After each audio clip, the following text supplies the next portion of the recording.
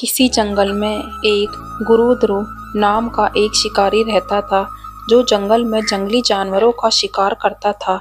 वो अपने परिवार का भरण पोषण किया करता था। एक बार शिवरात्रि के दिन जब वह शिकार के लिए निकला, पर संयोगवश पूरे दिन खोजने के बाद भी उसे कोई शिकार न मिला। उसके बच्चों, पत्नी और माता को भूखा रहना पड़ेगा।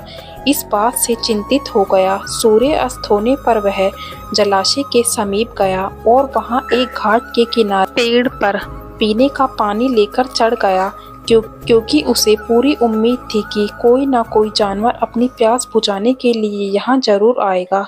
शिकारी जिस पेड़ पर चढ़ा वह बेलपत्र का पेड़ था। उसी पेड़ के नीचे एक शिवलिंग भी था जो सूखे बेलपत्तों से ढकने के कारण दिखाई नहीं दे रहा था। रात का पहला पहर बीतने से पहले एक हिरनी वहां पर पानी पीने के लिए आई। शिकारी ने अपने धनुष बाण को साधा। ऐसा करने में उसके हाथ से कुछ पत्ते और जल की कुछ बूंदें नीचे बने शिवलिंग पर जा गिरी और अनजाने में ही शिकारी का पहली पहर की पूजा हो गई।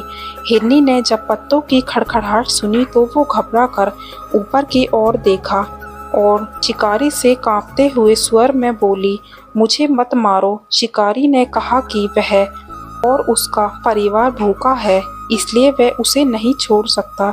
हिरनी ने वादा किया कि वह अपने बच्चों को अपने स्वामी को सौंपकर तब वह उसका शिकार कर ले।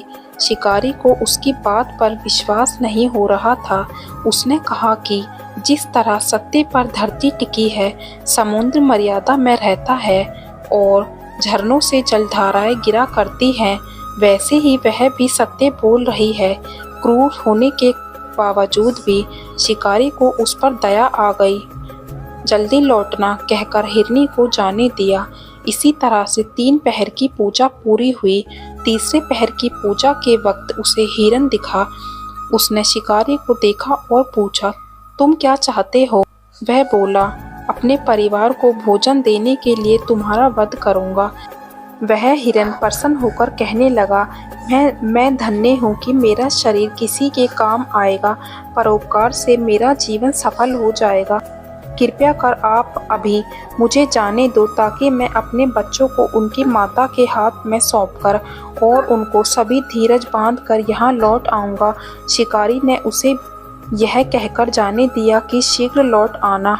रात्रि का अंतिम पहर शुरू होते ही शिकारी ने देखा सब हिरन हिरनियों को अपने बच्चों सहित एक साथ आते देख लिया था।